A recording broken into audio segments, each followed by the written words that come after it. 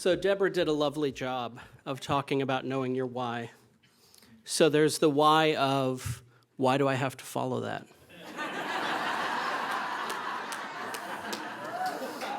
There's the why of, why did I wear so much mascara at an event like this? But I think most of the teachers in the room will tell you what that why is. And for 4 of our very special teachers, that why is sitting next to them. And that's why they're here, but it's also why they do what they do. So I have the pleasure of introducing Melissa Tamarkin. And what I want you to know about Melissa is she doesn't know what she wants me to tell you about her. So after 7 panicked minutes of trying to get some information out of her, I fortunately sat next to 2 of her teachers this evening and learned quite a bit about banned books, libraries, and whether they should be turned back into libraries instead of Chromebook tech hubs. And, most importantly, how a young lady who went to Valley Center High School got selected to go to Alaska on a research trip. A young lady who was bound and committed to rise above the struggles she had at home. Not tired of it, but ready to be beyond it. A research trip to Alaska in high school. How do you follow that up? Oh, you go to Yale. And while you're at Yale, you spend the first 2 years studying ecology and evolutionary biology, something which this MBA graduate knows nothing about, because science is not part of the MBA curriculum. But do you know what needs to happen to the curriculum? I don't, but Melissa does. As a junior, she and the Ecology and Evolutionary Biology Club are currently working with the administration to change the curriculum requirements for the degree she's currently obtaining. Why? Because it needs to be more rigorous and more focused. You know, easy stuff. Right? Yeah. I'd say like an arts class, but I would get a lot of the room mad at me. And arts classes were never that easy for me anyway. So it is my true pleasure to introduce Melissa Tamarkin.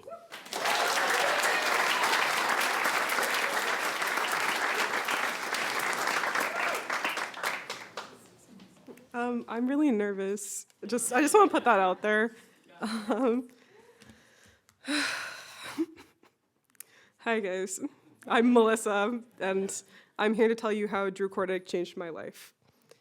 On my first day of 11th grade, I walked into Mr. Kordik's classroom for 5th period AP US History and sat down.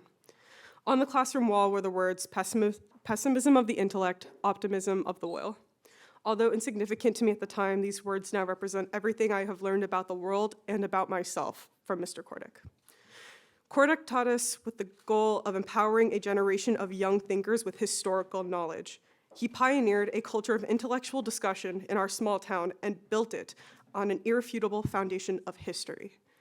He made history engaging, fun, meaningful, and most importantly, applicable. His class was made up of energetic lectures, exciting additional texts, and lots of noise complaints from neighboring classrooms. The day of the AP US History exam, he walked a large group of his students to the test site while reciting Ain't I a Woman by Sojourner Truth. He interrupted his own reading in parts by giving us the signal to yell in response, and Ain't I a Woman in unison. At lunch, we had a book club about the history of American feminisms at my request. And 2 summers in a row, there were book clubs about Black history and critical race theory. The first was a small reading group reading Stamped from the Beginning by Ibram X. Kendi. The next summer was a book club reading The Color of Law by Richard Rothstein and The New Jim Crow by Michelle Alexander. In total, for that second book club, there were more than 50 students and members of the community who participated. Most came away from their experiences unable to go back to their old way of thinking, now brandishing a brand new weapon, history. We all look up to Kordik. We respect him for both his strength of character and his commitment to the truth. When it was my turn for the college application process, I chose Kordik as my guide. For some reason, he decided that I was going to apply to Yale, not my decision. He he thought that I thought that the thought of applying to any sort of Ivy League school to me was absolutely ridiculous. No one from our school had ever gone to Yale, and I always thought of the Ivy Leagues as this sort of untouchable place not meant for people like me. I come from a low-income background. My mother is a half-black, half-Thai immigrant, and my dad is, well, was a drug addict and an alcoholic. It had never crossed my mind to apply to anywhere other than a few small colleges, and I viewed Yale as a waste of time and energy. But Kordik was convinced, and he wouldn't let me say no. Now I look back on the college application process as a turning point in my relationship with my identity and with my past. After years of working tirelessly to succeed academically to escape the cyclical abuse of my home life, it felt like my entire self-worth had been compressed into the outcome of the college applications. The pressure made my sense of self begin to collapse, and I succumbed to a depression that had been creeping in for months, and I started to doubt if I could get into college at all, and the thought of being accepted to Yale became completely ludicrous. I had forgotten who I was and what mattered to me. But with an unfathomable amount of vulnerability and empathy, Kordik helped me sort through the heavy baggage that I carried. With months of intense after-school conversations, we managed to unearth my sense of self once more. I was able to produce pieces of writing that declared with clarity and conviction exactly who I was, what I wanted, and why I was there. And I remembered what excited me intellectually. By the end of the experience, Kordik had made me understand that my self-worth is entirely independent of what school I went to. He made it clear to me that I didn't need any acceptance to prove that I was good enough for anything or anyone. He was proud. He was proud of me. I sent in that early application to Yale and I was accepted with full funding, but that is not the point. Through the essay writing process, I confronted the hard truths of my identity and where I fit into the world at large. Learning from Kordik opened my mind to the ugly side of humanity in the way that only history can. However, he also taught me that there is always a fight worth fighting. Kordik fights the good fight as a labor union leader and as a teacher of history in hope of preventing the people of our future from repeating our mistakes. I am doing my best to follow in his footsteps in my own way. Kordik has become a father figure to me and a friend in recent years. When I experienced my first heartbreak in my freshman year of college, the first thing I did was ask my mom to drive me to Mr. Kordik's house. When she asked me why, I said, I don't know, but I just want to see it. Kordik has called me every single time that I've been in the hospital, and he was there for me when my real father passed away less than a year ago. The impact that Drew Kordik has had on my life is far greater than what I could say here, so instead I would like to end with some words that aren't mine, but that have touched me in a new yet familiar way. These words are taken directly from a letter written by the Marxist intellectual Antonio Gramsci to his brother Carlo while imprisoned by the Italian fascist regime in 1929.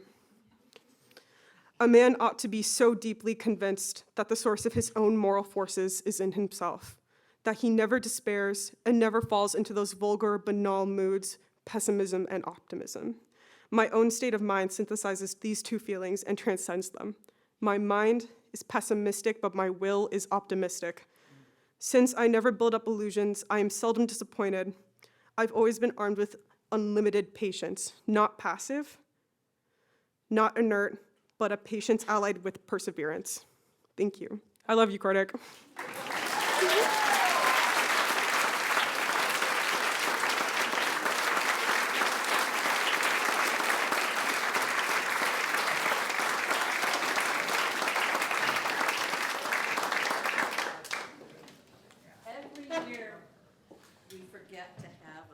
Of tissues up here. I'm sorry. I promise you next year we'll have that. Thank you. So while I give you a chance to breathe a little bit, I will give you that check.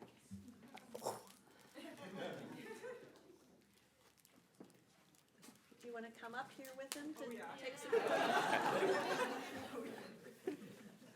some? Don't want snot on my mustache.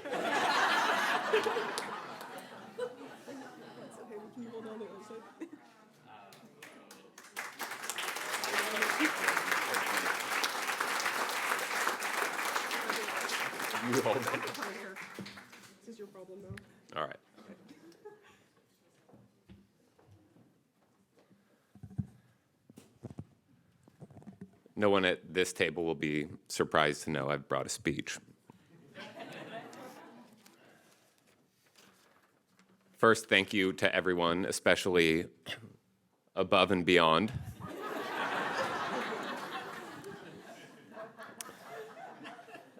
Truly, in part inspired by Michelle's work earlier today, since I'm being awarded tonight for the work I do, I feel compelled, for the first time ever, to be honest about why I do it, about what's motivated me to do this work so long.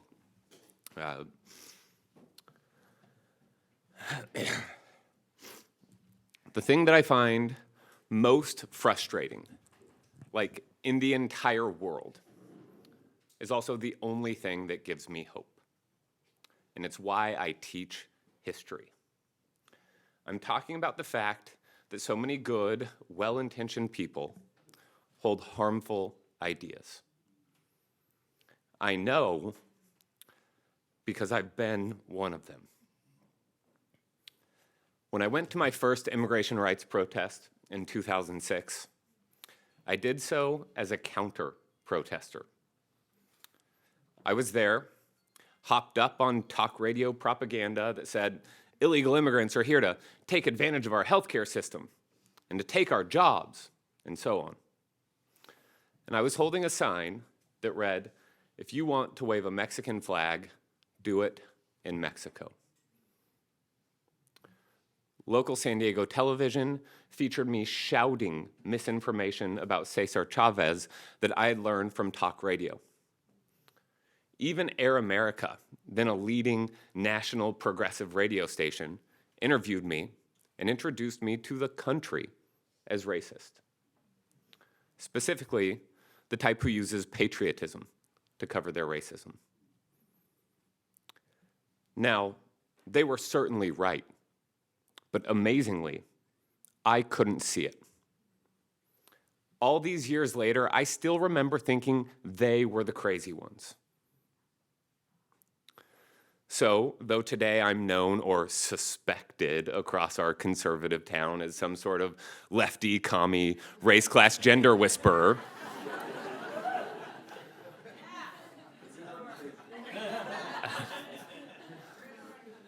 I was once just a kid who watched a lot of Fox News and listened to a lot of conservative talk radio. A kid sucked into a distorted, rage-inducing view of the world where obscure facts were carefully arranged into a complete misrepresentation of reality. I became convinced by all sorts of arguments that were lazy and ahistorical and dangerous, like those that say the racial wealth gap is a product of culture of poverty, or that the poor are poor by choice. I could go on, but you get the point. Racism and classism and more were embedded in my views.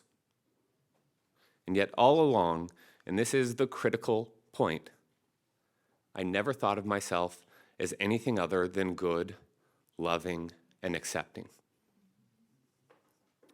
The turning point, which ultimately forced the implosion of my misguided views, was studying history in college. As an undergraduate, I was inspired by a brilliant professor of history named Anne Lombard, who recognized my curiosity and did the hard work of assuming good intentions and meeting me where I was. Because that's what teaching is. Rather than telling me I was classist, racist, sexist, privileged, or just an ass, all of which she could correctly have said, Professor Lombard placed faith in my good intentions, exposed me to histories that disrupted my assumptions, and guided me in realizing for myself what nobody could have told me. She and others gave me peer-reviewed books that offered new lenses on the making of the American working class, new understanding of how the racial wealth gap is a product not of culture of poverty, but of centuries of racist public policy.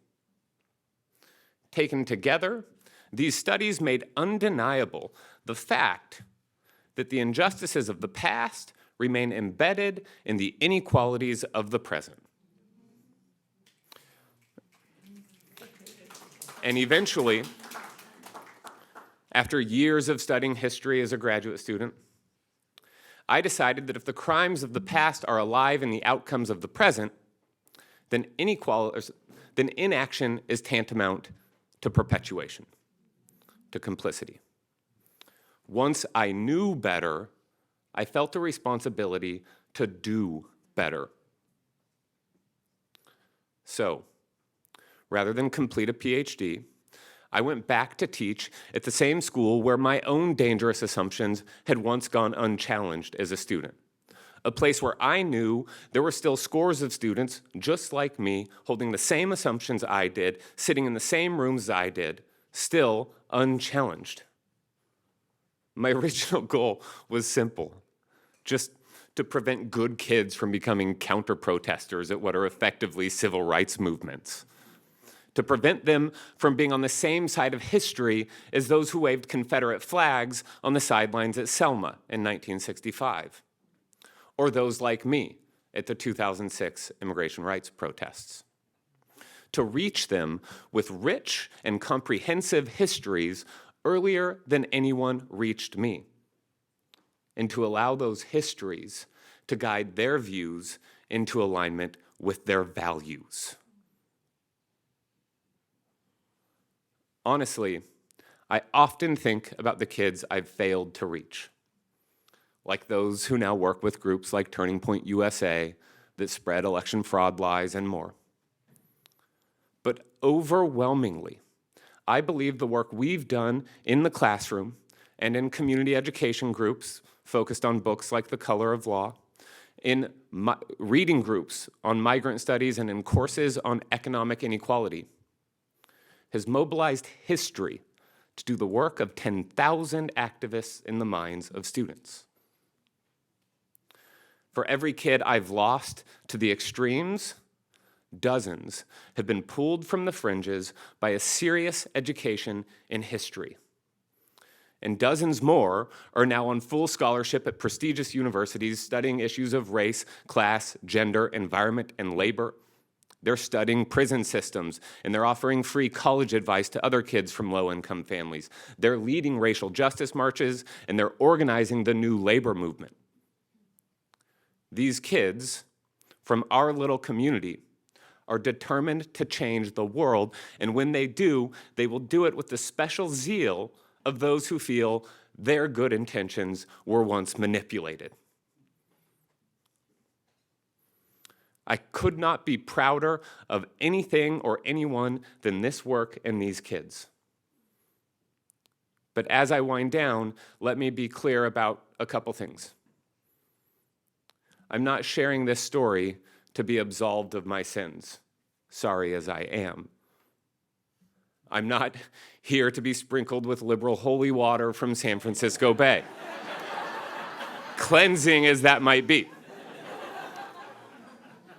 Really, I share this story not for forgiveness or pity, but because I cannot separate who I've become, the person receiving this humbling recognition, from who I've been. I am who I am because of who I was. And I believe there's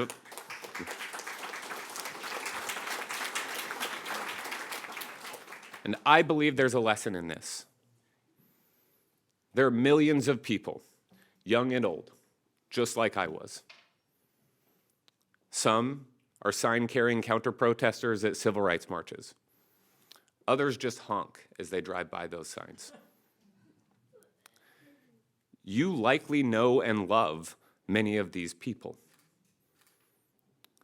And in the most personal way, my experience suggests we can guide them if we too do the hard work of assuming their good intentions and meeting them where they are, of learning the assumptions that support their ideas and developing a history education that disrupts those ideas, one that works not just forward chronologically through a difficult past, but also critically and actively backwards from their assumptions about the present.